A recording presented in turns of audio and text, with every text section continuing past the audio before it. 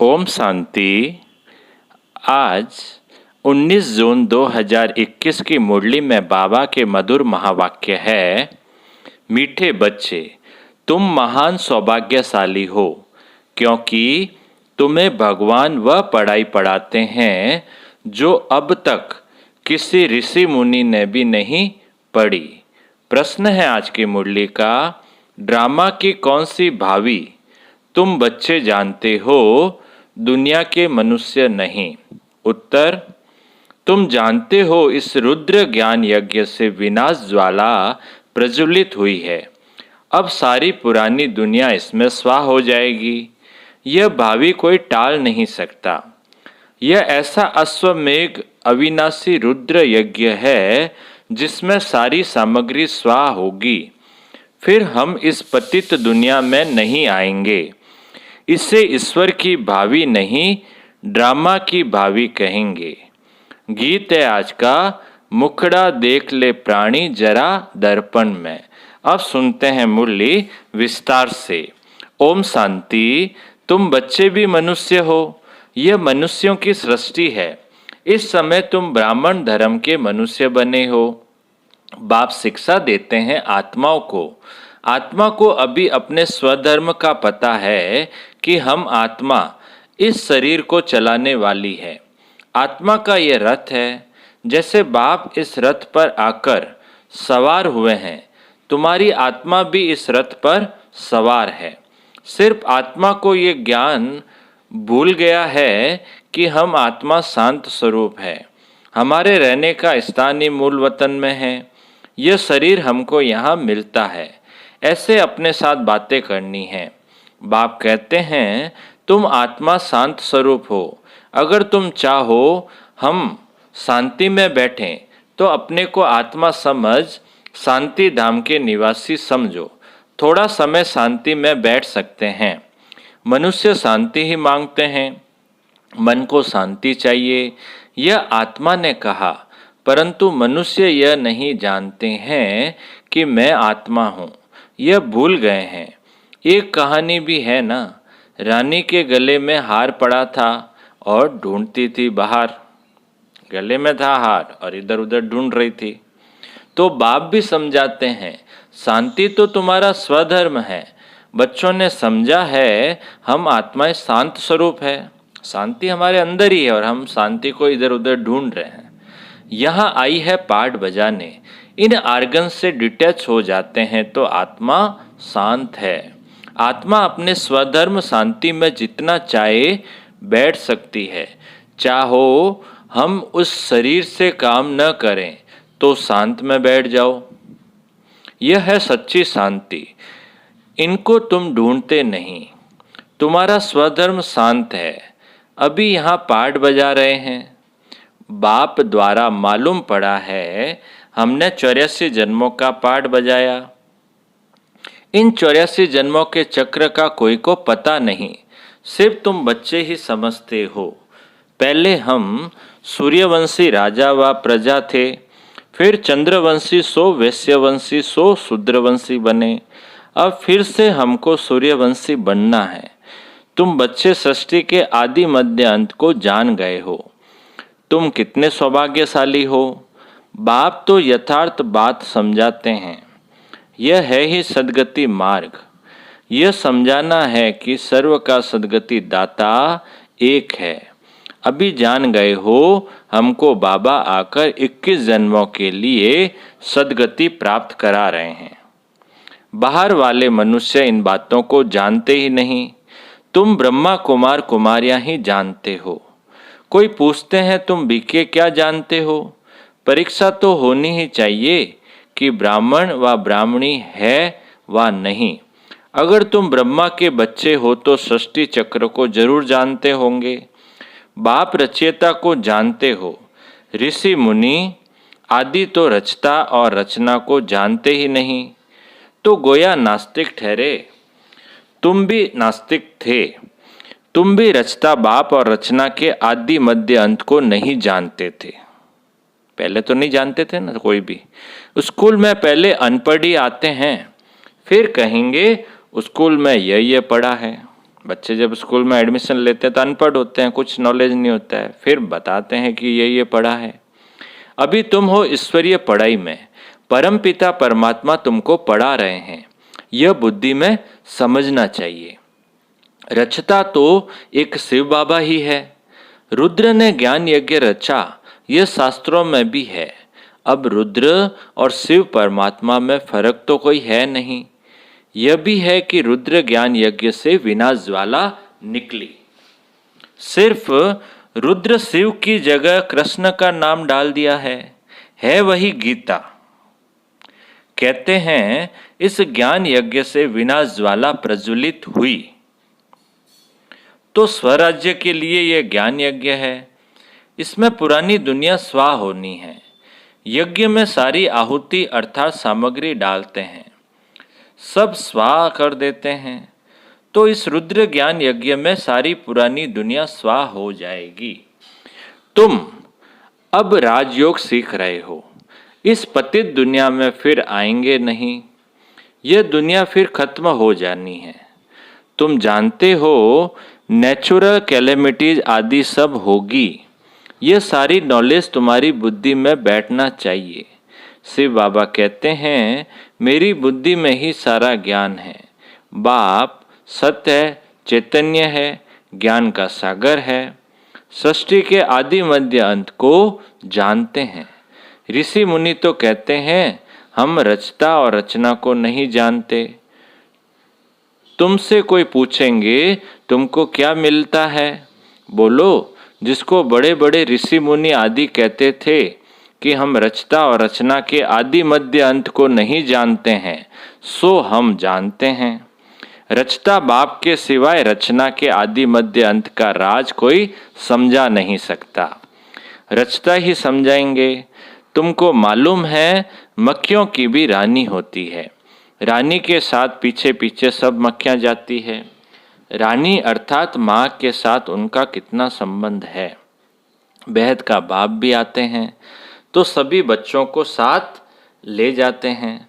तुम जानते हो बाबा आया हुआ है, हम आत्माओं को साथ ले जाएंगे शांति धाम में। फिर से हमारा सत्युग का पाठ शुरू होगा। जिस पाठ बजाने के लिए तुम यह देवी देवता पद पा रहे हो, यहाँ तुम आते ही हो मनुष्य से देवता पद पाने। सब गुण यहाँ धारण करने हैं। इन लक्ष्मी नारायण जैसा बनना है। हम इनको दिव्य दृष्टि के सिवाय कोई देख न सके। अभी तुम जानते हो हम सूर्यवंशी देवता बनेंगे। तुम्हारी बुद्धि में है कि स्वर्ग की राजधानी कैसे स्थापन होती है। सत्युग में था ही देवताओं का राज्य, परंतु देवताओं के राज्य में भी फिर राक्षस आदि दिखाए हैं। यह कोई जानते ही नहीं। भारत कितना पवित्र था, महिमा भी गाते हैं सर्वगुण संपन्न। उन्हों के आगे माथा भी टेकते हैं। मंदिर भी बहुत बने हुए हैं, परंतु यह पता नहीं कि आदि सनातन देवी देवता धर्म सत्युग का कब और कैसे स्थापन हुआ। भारत जो इतना ऊंच था वह नीच कैसे बना, यह किसको भी पता नहीं है। कहते हैं यह भावी बनी बनाई है। किसकी भावी है वह भी नहीं समझते। ड्रामा की भावी समझें तो समझ में आए। ड्रामा का रचयिता क्रिएटर डायरेक्टर कौन है, सिर्फ कह देते ईश्वर की भावी। ड्रामा कहने से ड्रामा के आदि मध्य अंत को जानना चाहिए। सिर्फ किताब पढ़ने से ड्रामा का पता नहीं पड़ सकता है, जब तक जाकर कोई ड्रामा देखे नहीं। जैसे अखबार में भी पढ़ा था, एक कृष्ण चरित्र का ड्रामा बना हुआ है, परंतु देखने बिगर कोई समझ थोड़े ही सकता है। देखेंगे तब समझेंगे ड्रामा में ये सब होना है। तुम बच्चे भी ड्रामा को अभी समझते हो। मनुष्य कहते हैं वर्ल्ड की हिस्ट्री ज्योग्राफी का ये चक्र फिरता रहता है, परंतु कैसे फिरता है ये किसको पता ही नहीं। नाम भी लिखे हुए हैं, सत्युग, त्रेता, द्वापर, कलयुग, फिर संगम युग। परंतु मनुष्यों ने समझ लिया है युगे युगे आते हैं। सत्युग त्रेता का भी संगम होता है, परंतु उस संगम का कोई महत्व नहीं है, वहाँ तो कुछ होता नहीं। यह बातें तुम जानते हो। सत्युगी सूर्यवंशियों ने फिर चंद्रवंशियों को राज्य कैसे दिया? ऐसे नहीं कि चंद्रवंशियों ने सूर्यवंशियों पर जीत पाई, नहीं। जो चंद्रवंशी का राजा होता है तो सूर्यवंशी राजा रानी उनको राज्य भाग्य का तिलक दे तख्त पर बिठाते हैं। राजा राम रानी सीता का टाइटल मिलता है। किसने दिया? कहेंगे सूर्यवंशियों ने ट्रांसफर किया। अब तुम राज्य करो। जो सीन तुम बच्चों ने साक्षात्कार में देखी है, बाकी कोई लड़ाई आदि नहीं लगती है। जैसे किसको राजाई दी जाती है वैसे देते हैं। उन्हों के पैर आदि धोकर उनको राज्य तिलक देते हैं। वहाँ कोई गुरु गोसाई तो होते नहीं हैं। अब तुम बच्चों की बुद्धि में है, हम देवी स्वभाव वाले बनते हैं। सूर्यवंशी चंद्रवंशी राज्य में हम कितने सुखी होंगे। बाबा हमको दुख से निकाल सुख में ले जाते हैं और कोई सुखी बना न सके। साधु लोग खुद भी चाहते हैं हम शांति धाम में जाएं। बाप कहते हैं मैं इन साधुओं आदि का भी उद्धार कर सबको शांति धाम में ले जाता हूँ। सन्यासियों तो आते ही द्वापर में हैं। स्वर्ग में हम देवता ही रहते हैं। वहाँ भी सेक्शन अलग अलग है। सूर्यवंशियों का अलग, चंद्रवंशियों का अलग, फिर बाद में इस्लामी बौद्धी सन्यासी आदि जो भी आते हैं सबका सेक्शन अलग अलग बना हुआ है। जब हम राज्य करते थे तो दूसरा कोई था नहीं। मूल वतन में भी ऐसी माला नंबरवार बनी हुई है। आदि सनातन देवी देवता धर्म वालों की है पहली बिरादरी, फिर और बिरादरियां निकलती है। यह बिरादरी है बड़े ते बड़ी, और दूसरे जो धर्म स्थापक आते हैं सब उनसे निकले हुए हैं। तुम कहेंगे इस्लामियों की है सेकंड नंबर बिरादरी, फिर बौद्धियों की बिरादरी थर्ड नंबर, हम हैं फर्स्ट। बाकी हद की और छोटे छोटे तो लाखों होंगे। यहाँ तो मुख्य है 4 बिरादरियाँ। पहले हम आते हैं, फिर इस्लामी, बौद्धि, क्रिश्चियन आदि आते हैं। अभी हम नीचे गिर गए हैं। हमको ही 84 जन्म ले पार्ट बजाना पड़ता है। जो अभी लास्ट में हैं वही फिर फर्स्ट में होंगे। देवी देवताएं अब पतित होने के कारण अपने को देवी देवता कहला नहीं सकते। देवताओं को तो पूछते हैं, इससे सिद्ध है उन्हों के बिरादरी के हैं। सिख लोग गुरु नानक को मानते हैं, उनकी बिरादरी के हैं। सतयुग में पहला नंबर हमारी बिरादरी है। उनसे ऊंच बिरादरी कोई होती नहीं। हम ऊंचते ऊंच बिरादरी वाले हैं। हम सबसे जास्ती सुख भोगते हैं, फिर वही कंगाल बनते हैं। सबसे जास्ती दुखी यह है, कर्जा भी यह लेते हैं रहते हैं। कितने साहूकार थे, अभी कितने गरीब है, सब कुछ गवा बैठे हैं। यह है ही दुखधाम। अब बाप फिर तुमको सुखधाम का मालिक बनाते हैं, बाकी सब चले जाएंगे शांति धाम। आधा कल्प तुम सुख भोगते हो, बाकी सब शांति में रहते हैं। चाहते भी हैं हम मुक्ति में जाएं। सुख को काग विष्टा समान समझते हैं। उनको सुख धाम का अनुभव ही नहीं है, तुमको अनुभव है। महिमा भी गाते हैं परंतु पतित होने के कारण भूल गए हैं। अब बाप याद दिलाते हैं, हे भारतवासी, तुम देवी देवता धर्म के हो। द्वापर से नाम बदली कर दिया है। देवता धर्म वाले ही पतित बन गए। गाते भी रहते हैं, हे पतित पावन आओ। बाप ने बताया है तुम कितने जन्म पावन दुनिया में थे, कितने जन्म पतित दुनिया में हैं। अब फिर पावन दुनिया में जाना है।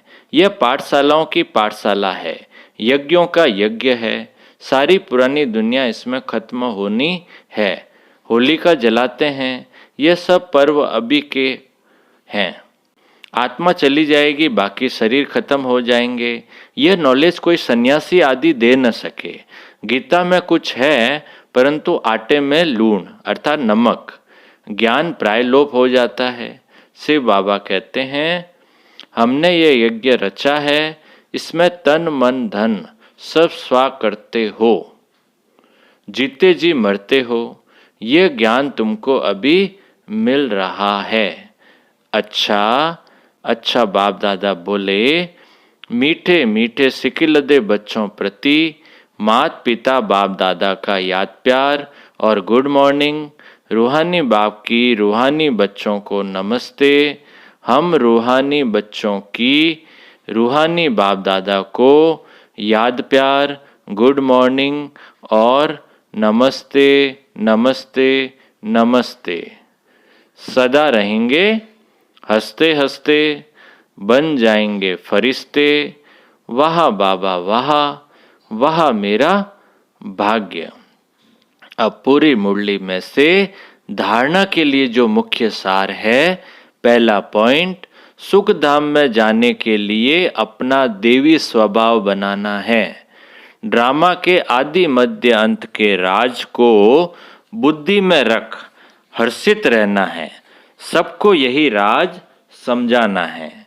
दूसरा पॉइंट है धारणा का, स्वराज्य लेने के लिए इस बेहद यज्ञ में जीते जी अपना तन मन स्वाह करना है, तन मन धन स्वाह करना है, सब कुछ नई दुनिया के लिए ट्रांसफर कर लेना है। वरदान, सर्व आत्माओं पर स्नेह का राज्य करने वाले विश्व राज्य अधिकारी भव। सर्व आत्माओं पर स्नेह का राज्य करने वाले विश्व राज्य अधिकारी भव।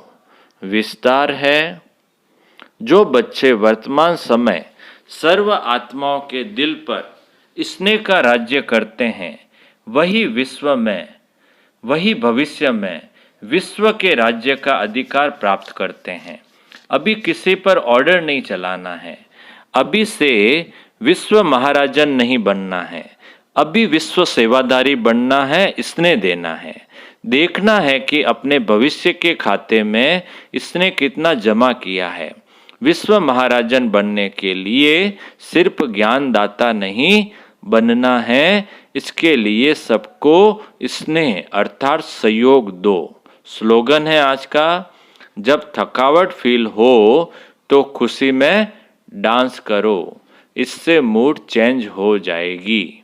जब थकावट फील हो तो खुशी में डांस करो, इससे मूड चेंज हो जाएगी। अच्छा, ओम शांति।